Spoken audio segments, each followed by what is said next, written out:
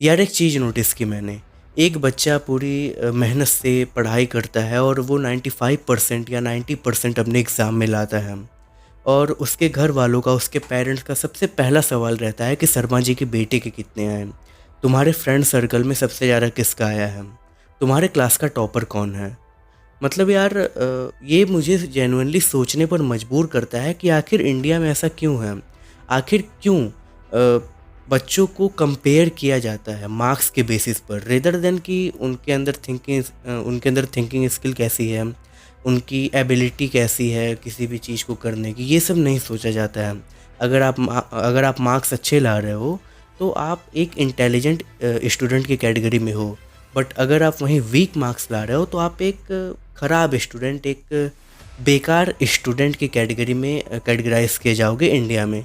तो चलिए आज इसी के बारे में बात करते हैं, पूरा सिस्टम हम समझेंगे कि आखिर ऐसा होता क्यों है, पहले ऐसा होता था या नहीं, ये सब पूरी चीज़ें हम आज बात करेंगे। और हाँ, इस वीडियो में मैं स्टूडेंट के पॉइंट ऑफ व्यू से भी बात करूँगा और पेरेंट्स के पॉइंट ऑफ व्यू से। तो कोई भी इस वीडियो को देख सकता है, इसमें कुछ खास रॉकेट साइंस नहीं है, बस सिंपल जो चीज़ें हैं, जो रियलिटी है, ग्राउंड रियलिटी, मैं आज आपको वो बताऊंगा। तो देखो, मार्क्स का ये जो पूरा फंडा है ये आया कहाँ से। मैं हिस्ट्री में बहुत ही डीप नहीं जाऊंगा, मैं आपको सिंपल सी सारी चीज़ें समझाता हूँ। देखो, हमारे पेरेंट्स जो है पिछले ज़माने में रहे हैं, तो उनके ज़माने में क्या रहता था कि अपॉर्चुनिटीज़ काफ़ी लिमिटेड थी। मतलब जो भी अपॉर्चुनिटीज़ थी वो ऐसे लोगों को मिलती थी जिन्होंने पढ़ाई की है।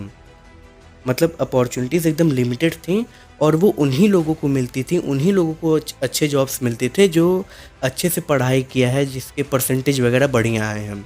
ये पहले के ज़माने में ऐसा होता था। मतलब आप सिंपल सा समझो कि पहले के ज़माने में एक ऐसा फंडा था कि अगर आप पढ़ोगे तो आपको अच्छी जॉब मिलेगी और नहीं पढ़ोगे तो आप बेकार रहोगे, नाकारा रहोगे, यही सब था पहले के ज़माने में। तो हमारे पेरेंट्स के अंदर एक बिलीफ, एक विश्वास बन गया कि अगर पढ़ाई हम करेंगे तभी हम आगे जीवन में बढ़ पाएंगे, नहीं तो फिर हमारे जीवन जीने का कोई मतलब नहीं है, हम बेकार हैं, बेकार इंसान हैं।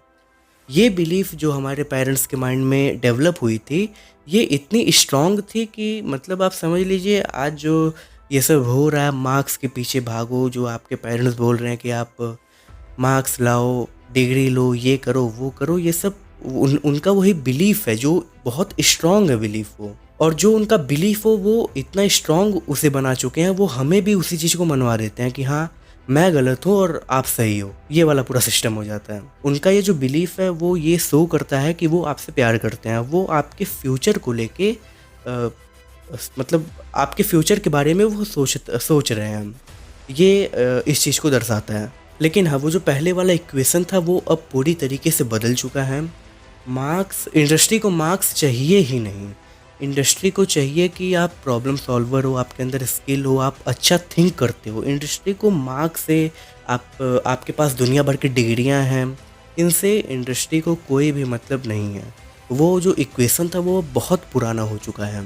इंडिया में एक साल में इतने ग्रेजुएट्स निकलते हैं, लेकिन उनमें से लगभग 40% के आसपास लोग तो अनएम्प्लॉयड रहते हैं।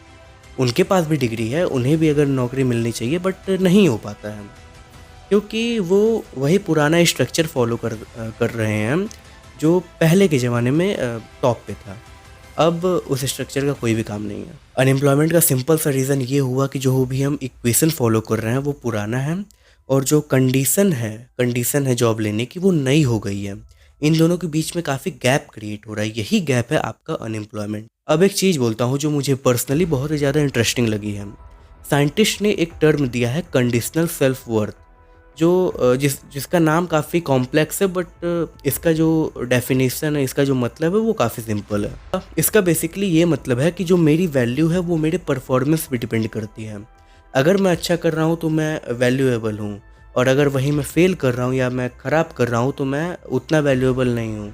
अब एक चीज़ सोचो कि एक बच्चा 12-13 साल तक स्कूल जाता है और वो हर बार एक चीज़ एक्सपीरियंस करता है कि अगर वो अच्छा मार्क्स ला रहा है तो घर में काफ़ी खुशी का माहौल रहता है, सब लोग खुश रहते हैं, सब लोग उसकी शाबाशी कर रहे होते हैं।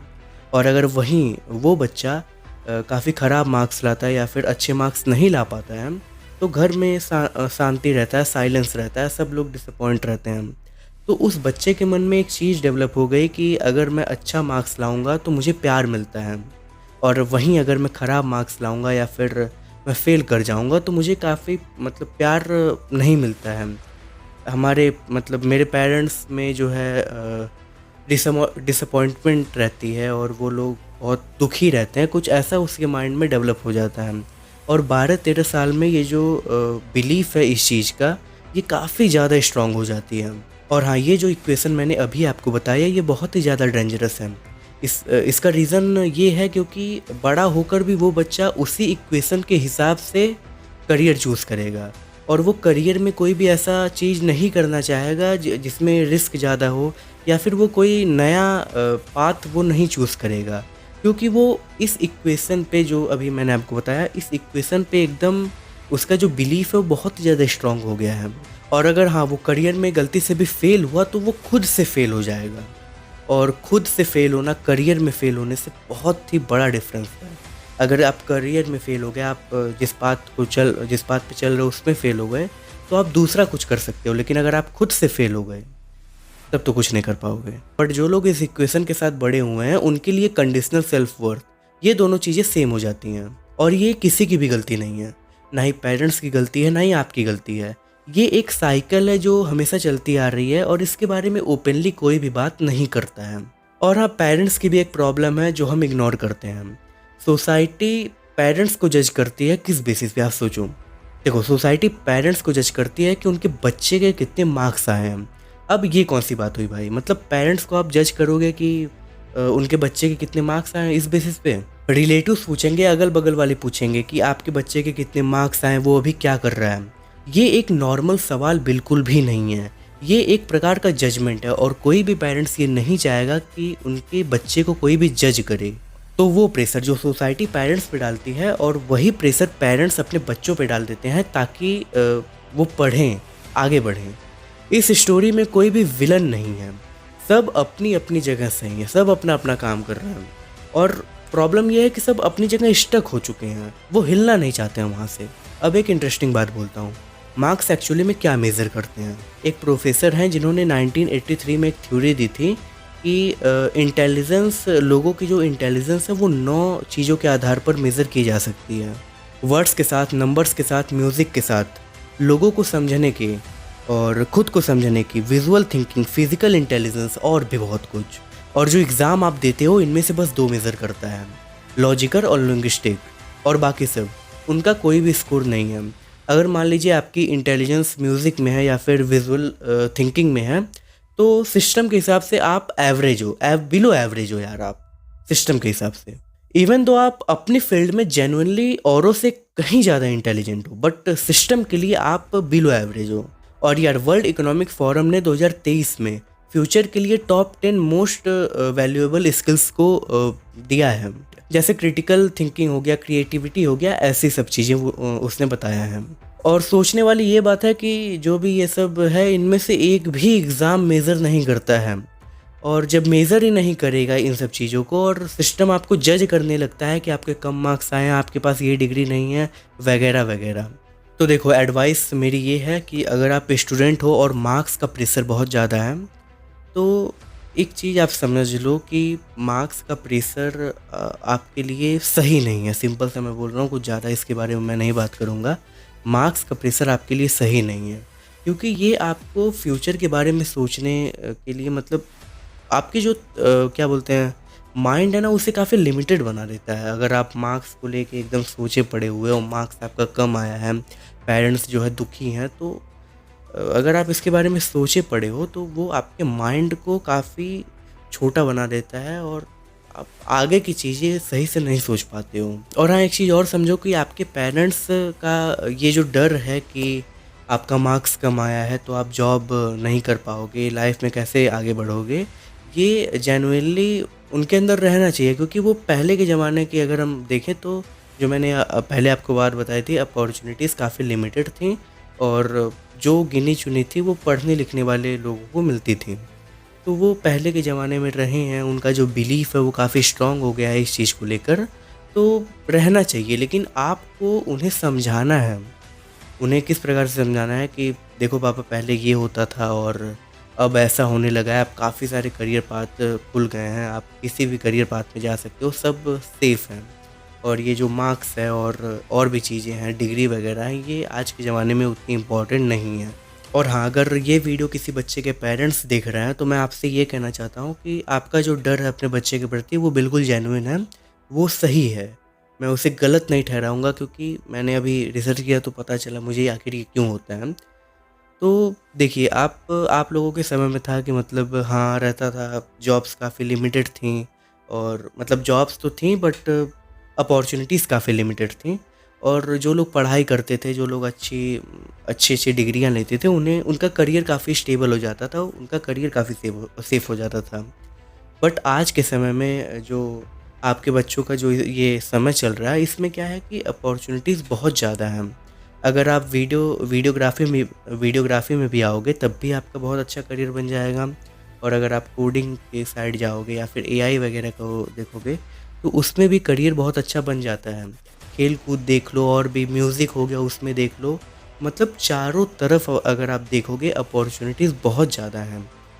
तो जो आप अपने बच्चों को ये करते हो कि मार्क्स के बेसिस पे जज करना, और मार्क्स कम आए तो ये गलत बात हो ना। देखो, मैं आपको सिंपल सा एक चीज़ बताना चाहता हूँ कि हर बच्चा एक नहीं होता। किसी का जो मार्क्स बहुत ज़्यादा आता है, क्योंकि वो हो सकता है पढ़ने में अच्छा हो, बट कोई ना हो अच्छा, कोई अच्छा ना हो पढ़ने में, तो ज़रूरी नहीं कि वो ज़िंदगी में सक्सेसफुल नहीं बन पाएगा, वो कुछ भी नहीं कर पाएगा, ऐसा बिल्कुल भी नहीं है। वो अगर नहीं है पढ़ने में अच्छा, तो वो कुछ ना कुछ तो करेगा ही आगे चल के। अपॉर्च्युनिटीज़ बहुत सारी हैं। अपॉर्च्युनिटीज़ को अगर वो देखेगा, आप उसे अच्छे से गाइड करो कि हाँ, क्या करना चाहिए, क्या नहीं करना चाहिए, गाइड करोगे तो वो आगे ही जाएगा। और हाँ, इमेजिन कर लीजिए कि आपके बच्चे का मार्क्स बहुत कम आया है, या फिर वो किसी सब्जेक्ट में फ़ेल हुआ है, तो हो सकता है उसने पढ़ाई ना की हो, या फिर हो सकता है कुछ प्रॉब्लम रही हो सकता है। बट रहता है ना कि मतलब जब आप उससे ये बोलोगे कि हाँ, कोई बात नहीं बेटा, चल फिर हो जाएगा, देख लिया जाएगा क्या करना है, तो उसके अंदर एक अलग लेवल की कॉन्फिडेंस पैदा होती है, और उस कॉन्फिडेंस से वो कुछ भी कर सकता है। तो आप ये बात समझो। और आप एक बात और, वो जो मैंने बताया था, फिर मैं आपसे बोल रहा हूँ कि आपके समय में अपॉर्च्युनिटीज़ काफ़ी लिमिटेड थी, और वो उन्हीं लोगों को जॉब मिलता था जो पढ़ाई करते थे, जो मार्क्स अच्छे लाते थे, जिनके पास डिग्री थी। बट जो आपके बेटे का समय चल रहा है, इसमें अपॉर्च्युनिटीज़ बहुत ज़्यादा हैं। ज़रूरी नहीं है कि आप पढ़ाई करके, डिग्रियाँ हासिल करके, दुनिया भर की डिग्री लेके ही आगे बढ़ो।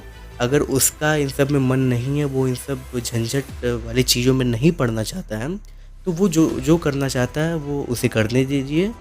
और आपका गाइडेंस उसके साथ रहना चाहिए, ये बहुत इम्पोर्टेंट है, आपका गाइडेंस उसके साथ रहना चाहिए। तो बस यही चीज़ें हैं। मैं इस वीडियो को बंद करने वाला हूँ। दोनों साइड की बातें हमने देखा, पेरेंट्स साइड की भी बातें हमने देखा, और स्टूडेंट साइड की भी बातें हमने देखा। और जाते-जाते बस मैं इतना बोलना चाहता हूँ कि जो तुम्हें करने का मन करे, जिसमें तुम सच में जीते हो ना, अगर उस चीज़ को तुम करने लगोगे ना, तो सिस्टम आपको इग्नोर नहीं करेगा। अगर किसी एक चीज़ में आप अपना पूरा 100% फ़ोकस दे दोगे, उसके अलावा आपको सामने को कुछ भी नहीं दिखेगा, तो सिस्टम आपको इग्नोर नहीं करेगा। ये लिख के मैं तुम्हें दे दे रहा हूँ, ये होगा, मैं तुम्हें बता रहा हूँ, ये होगा। और बस यही चीज़ें, ज़्यादा अब क्या ही बोलूँ।